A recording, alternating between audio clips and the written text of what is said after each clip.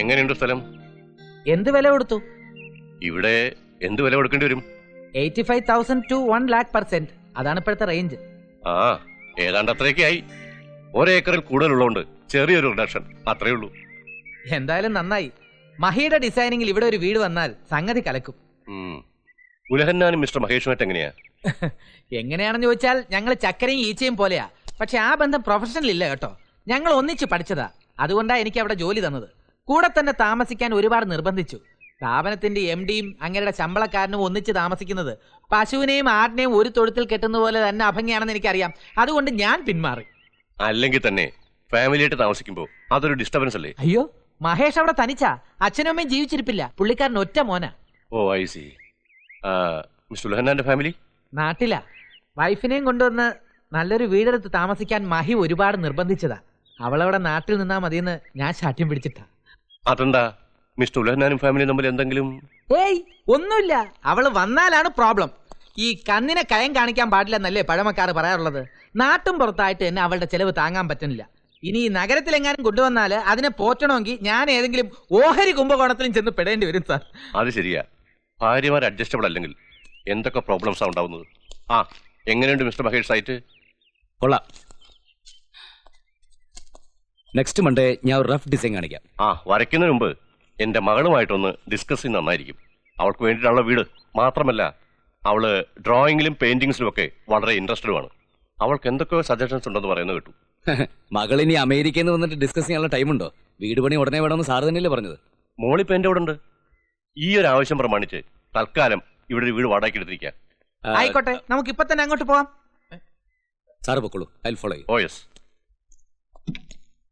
മഹി, ഈ സ്ഥലത്തിന്റെ angle of elevation അനുസരിച്ച് ഇതിന്റെ പ്ലിൻത്ത് ഏരിയയുടെ ഡെവലപ്മെന്റിന്റെ ഒരു ഡിസ്കഷനിൽ നിന്റെ സൂപ്പർവിഷൻ വേണ്ട. സൈറ്റ് സൂപ്പർവൈസറുടെ ഷൈൻ ജിയിലേക്ക് വീട് പണി തുടങ്ങിയിട്ട് മതി. പണി തുടങ്ങിയ പിന്നെ സിമെന്റിന്റെ ഇഷ്ടിയപ്പൊടിയുടെയും നടുവിൽ നിന്ന് എങ്ങനെ ഷൈൻ ചെയ്യുമെന്ന മഹി പറയുന്നേ? ഷർട്ട് മുഴുവൻ പൊടിയാവത്തില്ലേ? എന്നാ പിന്നെ ഒരു കാര്യം ചെയ്യ്, നാളെ മുതൽ നീ എന്റെ കസേര കയറിയിരിക്കും. അങ്ങനെ ഒരു മോഹം എനിക്കില്ല. മഹി ഇല്ലാഞ്ഞപ്പോ ഇന്നലെയും കുറെ നേരം ഞാൻ ആ കസേര കയറി ഇരുന്നതാ. എന്നാ പിന്നെ ഇന്ന് കുറെ നേരം നീ ഇവിടെ നിൽക്ക്. മഹി, തുറക്കാം. ഓട്ടോ പോലും കിട്ടാത്ത ഏരിയ ആണിത്. പറഞ്ഞു.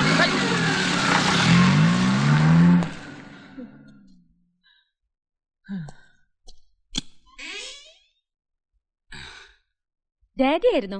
ഞാൻ കരുതിയ പിച്ചക്കാരനായിരിക്കുന്നു. അയാൾ വന്നില്ലേ? ഇല്ല. ഇവക്ക് പോർട്രേറ്റ് പെയിന്റിംഗ് പ്രാക്ടീസ് ചെയ്യാൻ ഞാൻ ഒരു പിച്ചക്കാരനെ ഏർപ്പാട് ചെയ്തിരുന്നു. 200 rupees കൊടുക്കാന്ന് പറഞ്ഞതാ. തെണ്ടി തിന്നുന്നവനെ തെണ്ടി തിന്നല്ലേ പറ്റൂ. പ്രശ്നമാക്കണ്ട, നമുക്ക് മറ്റൊരാളെ തപ്പാം. സോറി, പരിചയപ്പെടുത്തിയില്ലല്ലോ. ആർക്കിടെക്ട് മഹേഷ് ശിവനല്ലേ? ഹലോ. ഹായ്. നീ ആവശ്യപ്പെട്ട പോലെ ആളെ ഞാൻ നിന്റെ കസ്റ്റഡിയിൽ എത്തിച്ചിട്ടുണ്ട്. നിന്റെ വീട് എങ്ങനെ ഇരിക്കണമെന്ന് നീ തന്നെ തീരുമാനിക്കും.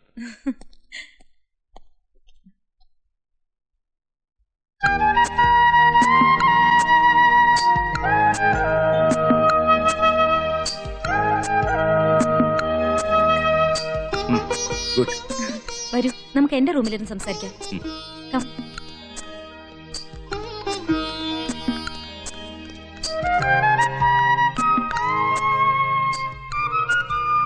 മഹേഷ്, കയറി വരൂ.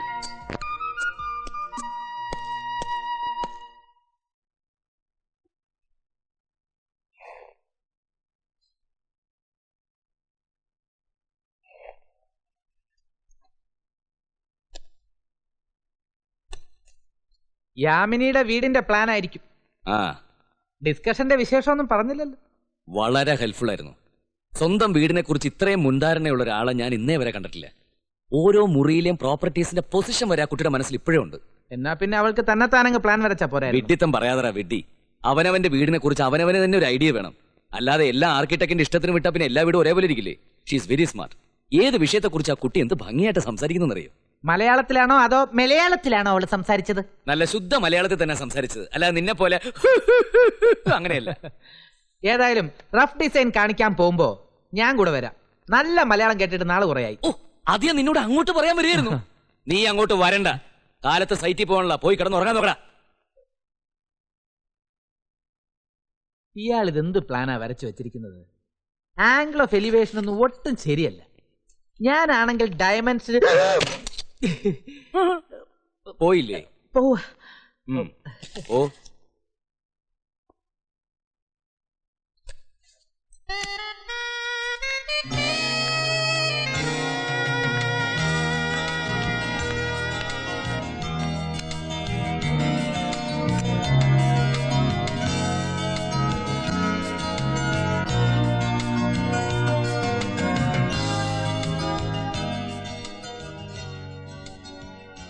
യാമിനിയുടെ ഐഡിയാസും റിക്വയർമെന്റ്സ് ഒക്കെ ഈ പ്ലാൻസിൽ വന്നിട്ടില്ലേ?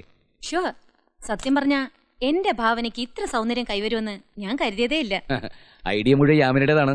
ഞാൻ അതിനൊരു മെഷർമെന്റ് നൽകിയെന്നേ ഉള്ളൂ. നോ നോ, എന്റെ വീട് എങ്ങനെയായിരിക്കണമെന്ന് മഹേഷ് എനിക്ക് കാണിച്ചു തന്നിരിക്കുന്നു. ഏതാ സെലക്ട് ചെയ്തെന്ന് പറഞ്ഞില്ല. 3 വീടിന്റെ ആവശ്യമില്ല, അല്ലെങ്കിൽ 3 സെലക്ട് ചെയ്തേനെ. എനിക്ക് ദാ ഇത് മതി. സത്യത്തില് ഈ ഡിസൈനിലും കൺസ്ട്രക്ഷനിലും ഒന്നും അല്ല കാര്യം. കാഴ്ചയിൽ എത്ര ഭംഗിയുണ്ടായിരുന്നാലും 10 ലക്ഷമോ 10 കോടിയോ മുടക്കി വീട് പണിതാലും അതിനകത്തുള്ള ജീവിതം നമ്മൾ ഭാവന കാണുന്നത് പോലെ ചിട്ടയാർന്നതും ആത്മാർത്ഥത നിറഞ്ഞതും ആയാലേ വീടിന് ഒരു ആത്മാവ് ഉണ്ടാവുള്ളൂ. അല്ലെങ്കിൽ അത് വെറൊരു ഇഷ്ടികെട്ടല്ലേ? You are right.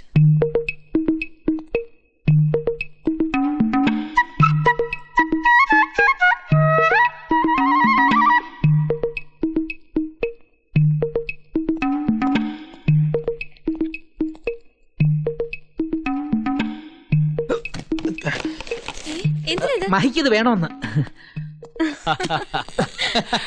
യാമിനി മേനോനല്ലേ? അതെ. ഞാൻ ഉലഹന്നാൻ. ഫാദറിന്റെ പേര് യോഹന്നാൻ. ഇവിടത്തെ സൈറ്റ് സൂപ്പർവൈസറാ. ഡാഡിയോട് ചോദിച്ചാൽ എന്നെ കുറിച്ച് അറിയാൻ പറ്റും. ഡാഡി പറഞ്ഞിട്ടുണ്ട്. കണ്ടാ ഇപ്പൊ എങ്ങനെയുണ്ട്? ഞാൻ പറഞ്ഞില്ലേ യാമിനിക്ക് എന്നെ അറിയാൻ പറ്റുമെന്ന്. നീ ഇപ്പൊ എന്തിനാ ഇങ്ങോട്ട് വന്നത്? ഞാൻ വിളിച്ചില്ലല്ലോ. ഈ ബ്ലൂ പ്രിന്റ് പാർട്ടിക്ക് കൊടുത്തേക്കട്ടെ എന്ന് ചോദിക്കാൻ. അത് ഞാൻ ഭാമയെ അറിയിച്ചിട്ടുണ്ട്. എന്നിട്ട് ഭാമ എന്റെ അടുത്ത് അതിനെ കുറിച്ചൊന്നും പറഞ്ഞില്ലല്ലോ. May be communication mistake. Okay, നിങ്ങൾ സംസാരിച്ചിരിക്കും. എന്തെങ്കിലും ആവശ്യം ഉണ്ടെങ്കിൽ ഞാൻ വിളിക്കാം. എന്തെങ്കിലും ആവശ്യം ഉണ്ടെങ്കിൽ എന്നെ വിളിച്ചാൽ മതി. നീ പോയി 2 ചായ കൊണ്ടുവരാൻ ഓഫീസ് പോയി ഏർപ്പാട് ചെയ്യാം. Carry on, right?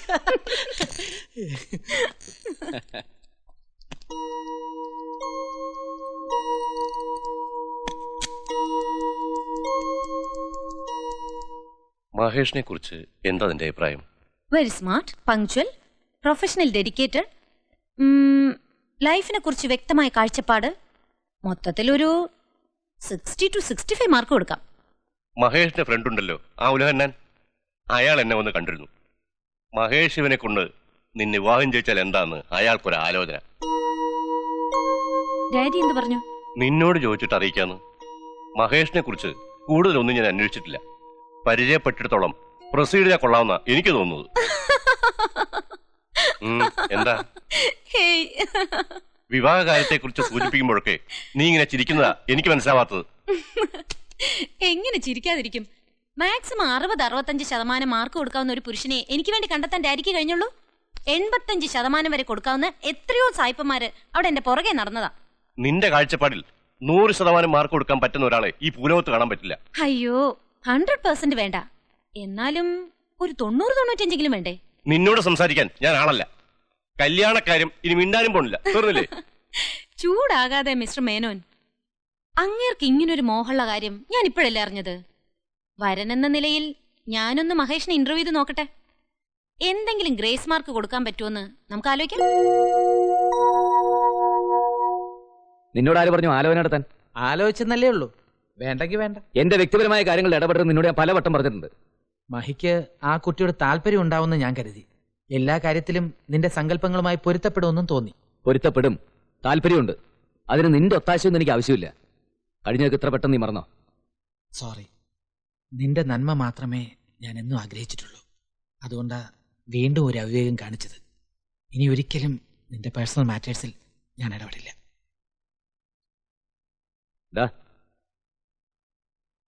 മേനോനോട് എല്ലാ കാര്യങ്ങളും പറഞ്ഞോ? സാവധാനം പറയാമെന്ന് കരുതി. എത്രയായാലും കുറെ ഉയർന്ന ചിന്താഗതിക്കാരല്ലേ, അവർക്കതൊരു പ്രശ്നമാവില്ലെന്ന് എനിക്ക് തോന്നുന്നു.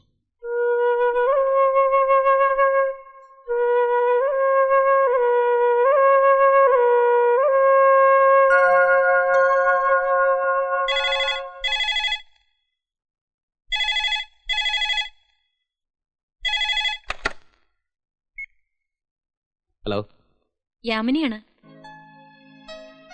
മഹേഷിന്റെ ഒരു ഫയൽ എന്റെ മനസ്സിന്റെ മേശപ്പുറത്ത് പരിഗണന കാത്തു കിടക്കുന്നു. ക്വറി എന്തെങ്കിലും എഴുതുന്നതിന് മുമ്പ് നേരിട്ടൊന്ന് സംസാരിക്കണം. എപ്പോഴാ സൗകര്യം? അതൊരിക്കലും സാങ്ഷൻ ആവാൻ സാധ്യതയില്ലാത്തൊരു ഫയലാ. തിരിച്ചയച്ചോളൂ. എന്താ പ്രോബ്ലം? ഞാൻ വിവാഹിതനാണ്. I am already married.